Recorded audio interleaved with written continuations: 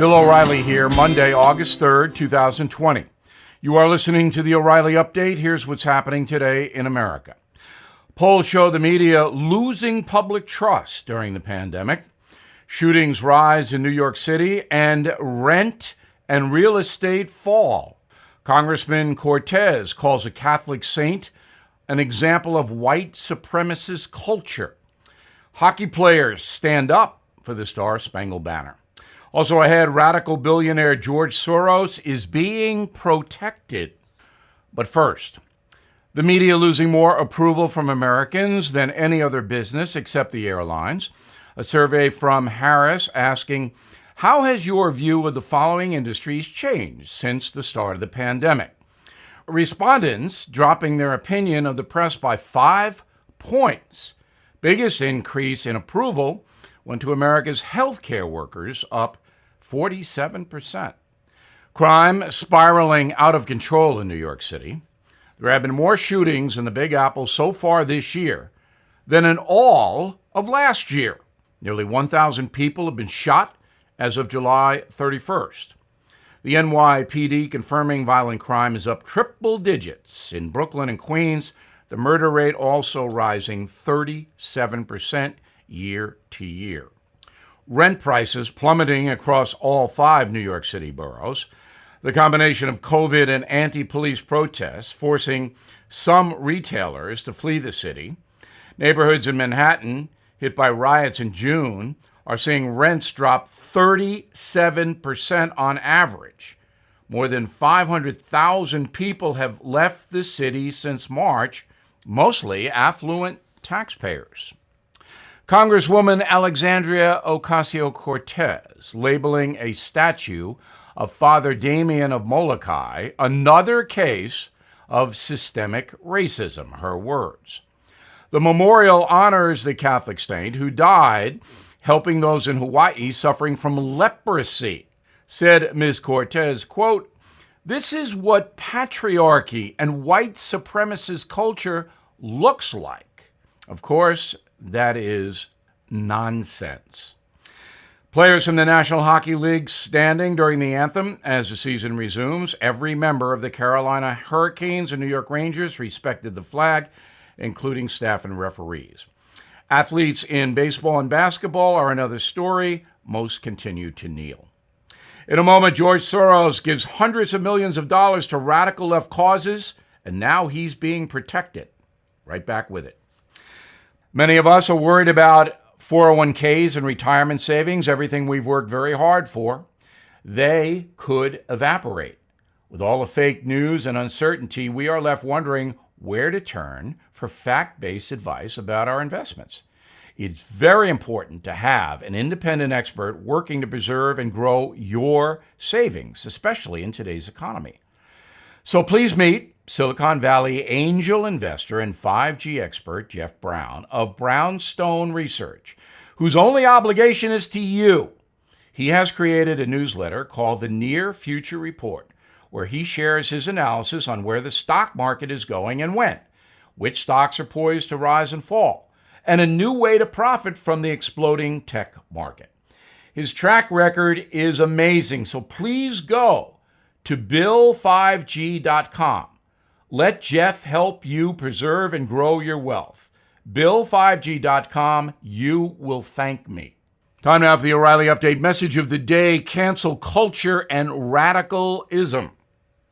For decades, billionaire George Soros has been donating big money to progressive groups seeking to change America into an open society. In fact, that's the name of some Soros nonprofits, the Open Society Foundations. In essence, the soon-to-be 90-year-old Soros sees the USA as an unjust country and believes the socialism of Europe should replace our capitalist system. Soros wants to flood the American zone with foreign nationals in order to make that happen. He supports lax border enforcement, amnesty for millions of undocumented people, and putting them on the fast track to vote. That, of course, would cripple the Republican Party. On the criminal justice front, Soros believes the U.S. system is racist and most criminals should not be incarcerated. He favors drug legalization and does not believe selling dangerous narcotics like heroin should even be a crime. George Soros has donated hundreds of millions of dollars to people and organizations that approve of his vision, including a number of ultra-liberal state prosecutors in places that are currently seeing an explosive rise in violence. Enter Chicago Tribune columnist John Cass, who has occupied page 2 of that publication for decades. Cass is the Trib's lead columnist, or was until a few days ago, when he wrote an opinion piece about Soros that highlighted his funding of far-left politicians. Almost immediately, Cass was accused of being anti-Semitic in a bizarre series of attacks. If you read the Soros article, you will see no mention of the man's Jewish heritage, no reference to Judaism at all. But to those protecting Soros from scrutiny, any negative mention of his name is deemed anti-Semitic. It is truly the twilight zone of defense mechanisms. The absurdity continued with the editor of the Chicago Tribune, Colin McMahon. After receiving a letter from some woke people demanding John Cass be punished for daring to criticize the radical Soros, McMahon folded almost immediately. He very publicly demoted Cass, who refuses to apologize for writing accurately about Soros. And so the cancel culture takes another scalp, courtesy of Chicago Trib editor McMahon. Now, if you understand history, you might realize that the cancel hysteria we're seeing in America today actually began in Germany. In the early 1930s, the National Socialist Party could not get more than 37% of the vote across the nation. So the Nazis decided to silence opposition to Hitler by canceling opponents in local governments, the press, and in the schools. The Nazis used a paramilitary organization called the SA to do this, often violently. The result was Hitler's appointment to chancellor in 1933. Few dared to speak out against it. That strategy will not happen here because there are too many safeguards. But the theory is the same. Shut up voices that oppose. In America's case, the radical left. Today, the cancel culture is on a roll, becoming a powerful force of intimidation as corporations and media bow before it, as John Cass found out. I'm Bill O'Reilly, and I approve that message by writing it. For more news analysis, please visit BillO'Reilly.com, and please join our campaign, Stand Up for Your Country. In a moment, something you might not know. I couldn't believe we were being evicted from our home that we didn't sell. That's what Deborah said when she learned she was the victim of home title fraud, a devastating crime. And title fraud is not covered by insurance or common identity theft services. But you can trust Home Title Lock to protect your home's title. Cyber thieves know that titles to our homes are kept online. They can forge your name, stating you sold your home, and then refile as the new owner. In Deborah's case, she didn't even know she was a victim until the eviction notice arrived. Home Title Lock puts a virtual barrier around your home's title. When they detect tampering, they mobilize to shut it down. Please go to HomeTitleLock.com and register to see if you're already a victim and don't know it. Use code BILL for 30 free days of protection. That's code BILL at HomeTitleLock.com. Now, the O'Reilly Update brings you something you might not know. Doctors have long considered breakfast the most important meal of the day. 80% of Americans grab some grub before leaving the house. The other 20% wait until lunch to eat. The most popular dishes in the USA have remained pretty consistent since the 1930s. Eggs at the top of the list, sales at a 50-year high. The average household consumes more than 1,200 eggs each year. Cereal next on the menu. Folks buy 2.5 billion boxes annually. Typical American consumes close to 15 pounds of cereal a year.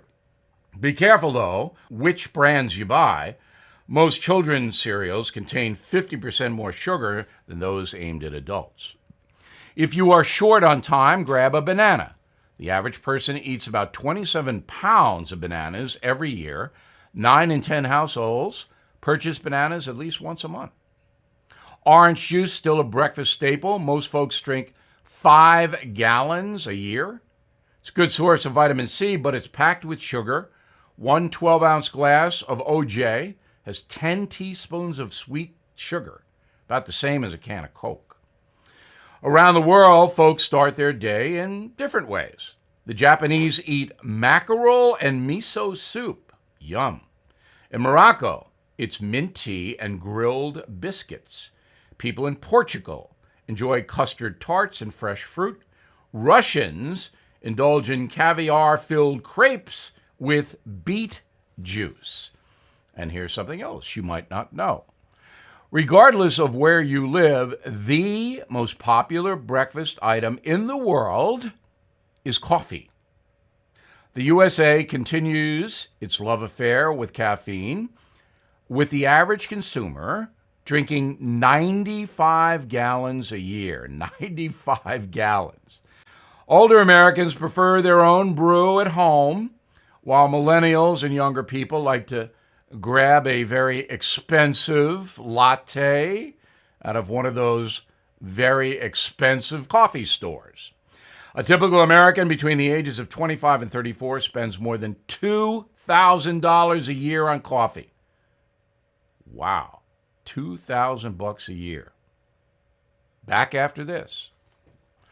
How bad is your back, knee, or neck pain? Mine was pretty bad. I played 4 sports when I was younger, and it's catching up with me now. I tried a lot of stuff to manage the pain. Ointments, pain relievers, fish oil, nothing worked. So a doctor friend of mine recommended Omega XL, and here's why. The underlying cause of painful, achy joints and muscles is inflammation. The key to knock down inflammation before it causes damage is backed by 35 years of research, and that's what Omega XL does.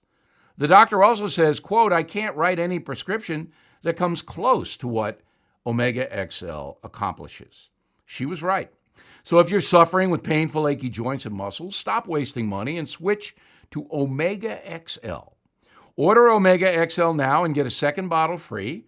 Visit omegaxl.com/bill, omegaxl.com/bill, or you can call 800-844-4888. 800-844-4888. Thank you for listening to the O'Reilly Update. I am Bill O'Reilly. No spin, just facts, and always looking out for you.